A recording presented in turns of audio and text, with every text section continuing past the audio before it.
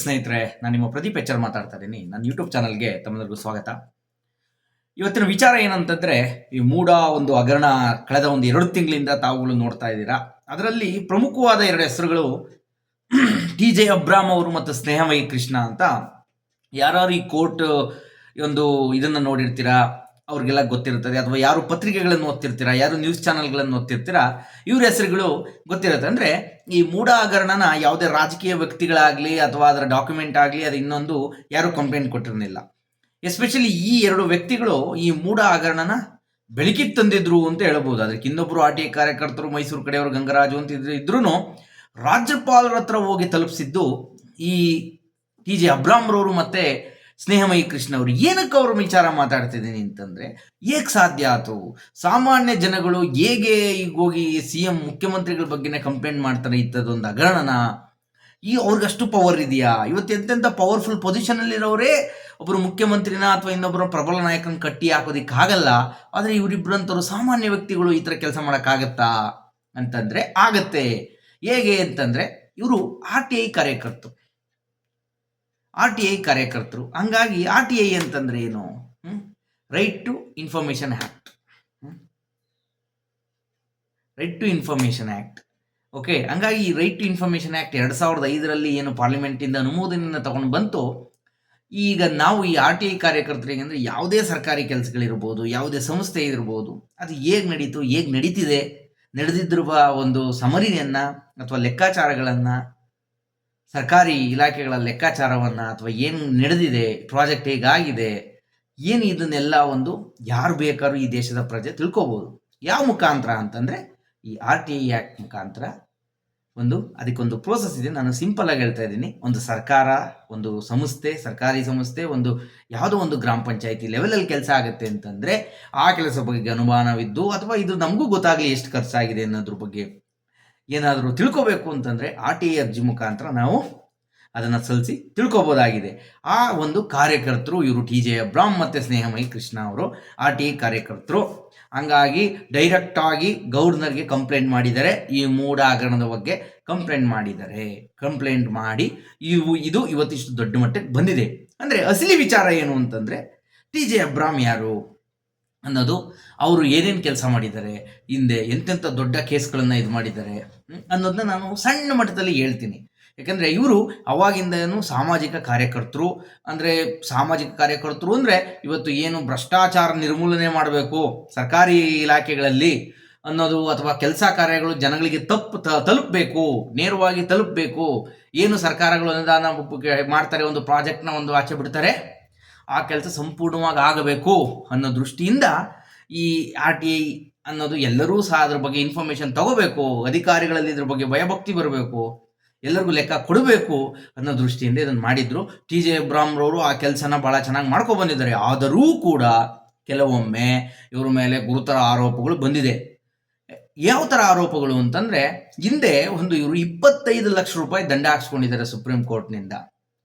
ಯಾವುದೋ ಒಂದು PIL ಅಂದರೆ ಸಾಮಾಜಿಕ ಪಬ್ಲಿಕ್ ಇಂಟ್ರೆಸ್ಟ್ ಕೇಸ್ನಲ್ಲಿ ಯಾವುದು ಗುಲ್ಬರ್ಗಾದಲ್ಲಿ ಒಂದು ಮಿನಿ ವಿಧಾನಸೌಧ ಕಟ್ಟೋ ಜಾಗಕ್ಕೆ ಸಂಬಂಧಪಟ್ಟಂತೆ ಒಂದು PIL ದಾವೆಯನ್ನು ಸುಪ್ರೀಂ ಕೋರ್ಟ್ನಲ್ಲಿ ದಾವೆ ಹೂಡಿದ್ರು ಅಂತಂದರೆ, ಜನಗಳು ಜಾಗ ಕೊಟ್ಟಾಗಿಯೂ ಸಹ ಸರ್ಕಾರ ಗೌರ್ಮೆಂಟ್ ಜಾಗದಲ್ಲಿ ಮಿನಿ ವಿಧಾನಸೌಧವನ್ನು ಕಟ್ಟಕ್ಕೆ ಹೊರಟಿದೆ ಅಂತ ಒಂದು ಪಬ್ಲಿಕ್ ಇಂಟ್ರೆಸ್ಟ್ ಒಂದು PIL ಅನ್ನು ಹಾಕಿದ್ರು.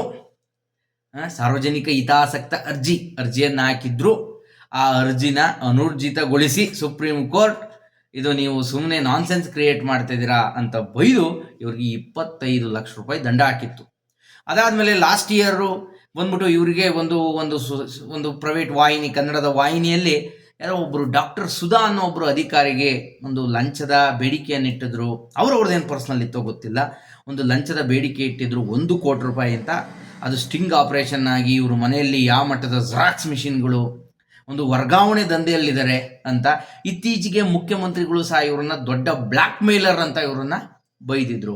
ಅದು ಯಾವ ಥರ ಬ್ಲ್ಯಾಕ್ ಮೇಲರು ಅಂದರೆ, RTI ಅನ್ನೋ ಒಂದು ಆ್ಯಕ್ಟನ್ನು ಇಟ್ಕೊಂಡಿದ್ದಾರೆ, ಬ್ಲ್ಯಾಕ್ ಮೇಲ್ ಮಾಡ್ತಿದ್ದಾರೆ ಜನಗಳನ್ನು, ಅಥವಾ ಸರ್ಕಾರಿ ಅಧಿಕಾರಿಗಳನ್ನ ಬ್ಲ್ಯಾಕ್ ಮೇಲ್ ಮಾಡ್ತಾರ, ಯಾವ ಥರ ಅಂತ ಅದಕ್ಕೂ ಸರ್ಕಾರ ಮಟ್ಟದಲ್ಲಿ ಅವ್ರನ್ನ ಬ್ಲ್ಯಾಕ್ ಮೇಲರ್ ಅಂತ ಕರೆದಿದ್ಮೇಲೆ, ಅವರು ಮುಖ್ಯಮಂತ್ರಿಗಳೇ ಕರೆದ್ಮೇಲೆ ಅದು ಯಾವ ಥರ ಅಂತ ದೊಡ್ಡ ಮಟ್ಟದಲ್ಲಿ ಅವರಿಗೆ ಗೊತ್ತಿರ್ತದೆ ಯಾವ ಥರ ಅನ್ನೋದು. ಇನ್ನು ಈ ಥರದ ವಿಚಾರ ಅಂದರೆ ಇವರು ನಿಜವಾಗೂ ಬ್ಲ್ಯಾಕ್ ಮೇಲ್ಗಳು ಮಾಡ್ತಾರಾ ಅನ್ನೋದು ಆರ್ ಟಿ ಐನನ್ನು ಏನಾದರೂ ಅದನ್ನು ಅದರ ಕಾಯ್ದೆಯನ್ನು ತಪ್ಪಾಗಿ ಅಥವಾ ಅವರ ಸ್ವಂತ ಇದಕ್ಕೋಸ್ಕರ ಉಪಯೋಗಿಸ್ಕೊಂಡು ಏನಾದ್ರು ಮಾಡ್ತಿದ್ದಾರಾ, ಸ್ವಂತ ಲಾಭಕ್ಕೆ ಉಪಯೋಗಿಸ್ಕೊಂಡು ಏನಾದ್ರು ಮಾಡ್ತಿದ್ದಾರಾ ಅಂತ ಒಂದು ತನಿಖೆಗಳಾಗಬೇಕಾಗುತ್ತೆ.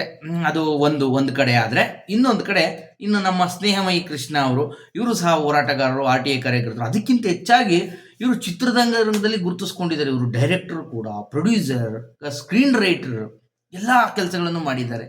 ಅವ್ರದ್ದೇ ನಾನು ಹಿಂಗೆ ಅವ್ರದ್ದು ಇದು ಮಾಡಿದಾಗ ಯಾವುದೋ ಒಂದು ಸೂಪರ್ ಹೀರೋ ಅನ್ನೊಂದು ಚಿತ್ರ ಮಾಡಿದ್ದಾರೆ.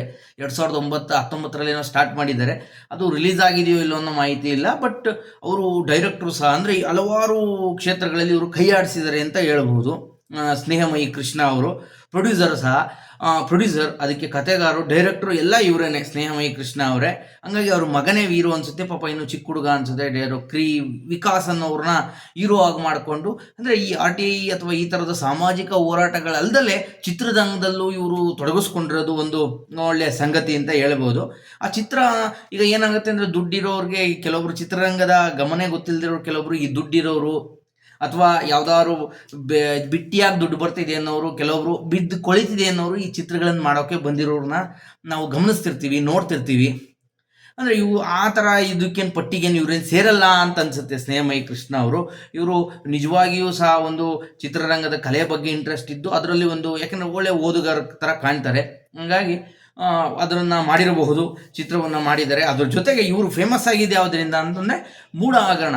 ಸಿದ್ದರಾಮಯ್ಯನವರ ಮೇಲೆ ಏನು ಮೂಢ ಹಗರಣದ ನೇರವಾಗಿ ರಾಜ್ಯಪಾಲರಿಗೆ ಅಲ್ಲಿ ವಿಚಾರ ಮುಟ್ಟದೆ. ಏನಂತಂದರೆ, ಇವರು ಸ್ನೇಹಮಯಿ ಕೃಷ್ಣ ಇರ್ಬೋದು, ಟಿ.ಜೆ. ಅಬ್ರಾಮ್ ಅವ್ರ ಮೇಲೆ ಈ ಮಟ್ಟದ ಸಾಮಾಜಿಕ ಕಾರ್ಯಕರ್ತರು ಕಂಪ್ಲೇಂಟ್ ಮಾಡಿದಾಗ ರಾಜ್ಯಪಾಲರು ಹೇಗೆ ಇಮಿಡಿಯೇಟ್ ತೊಗೊಂಡ್ಬಿಡ್ತಾರೆ? ದಾರಿಲಿ ಹೋಗೋರೆಲ್ಲ ಕಂಪ್ಲೇಂಟ್ ಕೊಡ್ಬೋದಾ ಒಬ್ಬರು ಮುಖ್ಯಮಂತ್ರಿ ಬಗ್ಗೆ ಅನ್ನೋ ಇದು ಮೂಡುತ್ತೆ. ಅದು ಮೂಡಿದ ತಕ್ಷಣ ಇಮಿಡಿಯೇಟ್ ಶೋಕಾಸ್ ನೋಟಿಸ್ ಹೇಗೆ ಕೊಡ್ತಾರೆ? ಇದು ಇಲ್ಲಿ ರಾಜಕೀಯ ಪ್ರೇರಿತವಾ ಇಲ್ವಾ ಅನ್ನೋದು ಇವ್ರ ಬಗ್ಗೆ ಮೂಡುತ್ತೆ. ಇದರಿಂದ ಯಾರಿರ್ಬೋದು? ಇವತ್ತು ಗೊತ್ತಿರ್ಬೋದು, ಸಾಮಾನ್ಯ ಜನಗಳು ಕೋರ್ಟಲ್ಲಿ ಯಾವ್ದಾದ್ರು ಕೇಸನ್ನು ಹೋರಾಡಬೇಕು ಅಂತಂದರೆ ಲಕ್ಷಾಂತರ ರೂಪಾಯಿ ದುಡ್ಡು ಬೇಕಾಗ್ತದೆ. ನಾರ್ಮಲ್ ಅವರ ಸಣ್ಣ ಸಣ್ಣ ಜಮೀನು ವ್ಯಾಜ್ಯಗಳಿಗೆ ಹೋರಾಡಬೇಕು ಅಂದರೆ ಲಕ್ಷಾಂತರ ರೂಪಾಯಿ ದುಡ್ಡು ಬೇಕಾಗುತ್ತೆ. ಅಂಥದ್ರಲ್ಲಿ ಇವರು ಒಬ್ಬರು ರಾಜ್ಯದ CM ಬಗ್ಗೆ ಈ ಮಟ್ಟದ ಮೂಢ ತನಿಖೆಗೆ ಹೋರಾಟ ಮಾಡ್ತಾರೆ ಅಂತಂದರೆ, ಇದಕ್ಕೆ ಎಲ್ಲ ಹಣ ಸಹಾಯ ಯಾರಿಂದ ಬರ್ತದೆ? ಅಂದರೆ ಈ ಸುಪ್ರೀಂ ಕೋರ್ಟ್ ಲಾಯರ್ಗಳು ಸಹ ಬಂದು ಇಮಿಡಿಯೇಟು ಇವ್ರಿಗೆ ಡೈಲಿ ಒಬ್ಬೊಬ್ಬರು ಬಂದು, ಅಂದರೆ ಯಾವಾಗ ಕೋರ್ಟ್ ಇರುತ್ತೆ ಅವಾಗೆಲ್ಲ ಬಂದು ಒಬ್ಬರು ಸುಪ್ರೀಂ ಕೋರ್ಟ್ ಲಾಯರ್ಗಳು ಇವ್ರ ಪರವಾಗಿ ವಾದ ಮಾಡ್ತಾರೆ ಅಂತಂದರೆ, ಅವರೆಲ್ಲ ಗಂಟೆ ಲೆಕ್ಕದಲ್ಲಿ ಫೀಸ್ ತೊಗೊಂಡ್ರು. ಇವ್ರಿಗೆಲ್ಲ ಯಾರು ಕೊಡ್ತಾರೆ? ಇದಕ್ಕೆ ಹಣ ಸಹಾಯ ಯಾರು ಅನ್ನೋದು ಇಲ್ಲಿ ಚರ್ಚೆಗೆ ಬರುತ್ತೆ. ಹಣ ಸಹಾಯ ಯಾರು ಮಾಡಿರ್ಬೋದು? ಇಲ್ಲ ವಿರೋಧ ಪಕ್ಷದವ್ರು ಮಾಡಿರ್ಬೋದಾ, ಇಲ್ವಾ ಅವ್ರಿಗೆ ಆಗದಿರೋರು ಮಾಡಿರ್ಬೋದಾ ಅನ್ನೋದು ಇದರಲ್ಲಿ ಪ್ರಶ್ನೆ ಮೂಡುತ್ತೆ. Overall conspiracy. ರಾಜ್ಯಪಾಲರಿಗೆ ಹೋದ ತಕ್ಷಣ ಕಂಪ್ಲೇಂಟು, ಶೋಕಾಸ್ ನೋಟಿಸ್ ಕೊಡ್ತಾರೆ. ಅದಾದ್ಮೇಲೆ ದೊಡ್ಡ ದೊಡ್ಡ ಸುಪ್ರೀಂ ಕೋರ್ಟ್ ಲಾಯರ್ಗಳು ಇದರಲ್ಲಿ ಇನ್ವಾಲ್ವ್ ಆಗ್ತಾರೆ. ಇದಕ್ಕೆಲ್ಲ ಫಂಡಿಂಗ್ ಇಲ್ಲಿಂದ ಬರ್ತದೆ ಅನ್ನೋದು ಇದಾಗಬೇಕು. ಇವತ್ತೆಲ್ಲ ನ್ಯೂಸ್ ಚಾನಲ್ ನೋಡ್ತಾ ಹೇಳ್ಕೊಂಡಿದ್ದೀವಿ, ಇವ್ರಿಗೆಲ್ಲ ಹೋರಾಟ ಮಾಡೋದಕ್ಕೆ ಆ ಮಟ್ಟದಲ್ಲಿ ಲಾಯರ್ಗಳು ಯಾರು ಬರ್ತಾರೆ, ಯಾರು ಅವ್ರಿಗೆ ಫಂಡಿಂಗ್ ಮಾಡ್ತಾರೆ ಅನ್ನೋದ್ರ ಬಗ್ಗೆ ಚರ್ಚೆ ಆಗಬೇಕು ಅಂತ ಯಾರೋ ಒಬ್ಬರು ಘನತವೆತ್ತ ಪತ್ರಕರ್ತರು ಹೇಳ್ತಾ ಇದ್ರು. ಅದು ಹಾಗೆ ಬಂತು, ಅದಕ್ಕೋಸ್ಕರ ಹೇಳಿದೆ. ಹಾಗಾಗಿ ಇವರು ಈ ಥರದೊಂದು ಚಿತ್ರರಂಗದಲ್ಲಿ ತೊಡಗಿಸ್ಕೊಂಡು ಈ ಥರ RTI ಅಥವಾ ಸಾಮಾಜಿಕ ಹೋರಾಟದಲ್ಲಿ ತೊಡಗಿಸ್ಕೊಂಡಿದ್ದಾರೆ ಅಂತ ಹೇಳ್ಬೋದು. ಹಾಗಾಗಿ ಇದರಲ್ಲಿ ಏನಾದ್ರು ಭ್ರಷ್ಟಾಚಾರದ ಇದೇನು ಕಾಣಿಸ್ತಿಲ್ಲ. ಹಾಗಾಗಿ ಇವರು ಹೋರಾಟ ಹೀಗೆ ಮುಂದುವರಿಲಿ ಅಂತ ಹೇಳ್ಬೋದು. ಇವರಿಗೆ ಹೋರಾಟ ಮಾಡ್ತಿರೋದು, ಇವರು ನ್ಯಾಯಪರವಾದ ಹೋರಾಟಗಳನ್ನು ಮಾಡಲಿ, ಇವರು ಜನಗಳಿಗೋಸ್ಕರ ಹೋರಾಟವನ್ನು ಮಾಡಲಿ ಅಂತ ಇದ್ರ ಮುಖಾಂತರ ತಿಳಿಸ್ಲಿಕ್ಕೆ ಇಷ್ಟಪಡ್ತೀನಿ ಸ್ನೇಹಿತರೆ. ಹಂಗಾಗಿ ಈ ವಿಡಿಯೋ ನಿಮಗೆ ಶಾರ್ಟ್ಕಟ್ಟಾಗಿ ಹೇಳಿರೋದು ನಿಮ್ಗೆ ಇಷ್ಟ ಆಗಿದೆ ಅಂದ್ಕೊತೀನಿ. ಹಾಗೆ ನನ್ನ ವಿಡಿಯೋನ ಫಾಲೋ ಮಾಡ್ತೀರಿ, ಸಬ್ಸ್ಕ್ರೈಬ್ ಮಾಡಿ, ನನ್ನನ್ನು ಸಪೋರ್ಟ್ ಮಾಡಿ. ನಮಸ್ಕಾರ ಸ್ನೇಹಿತರೆ.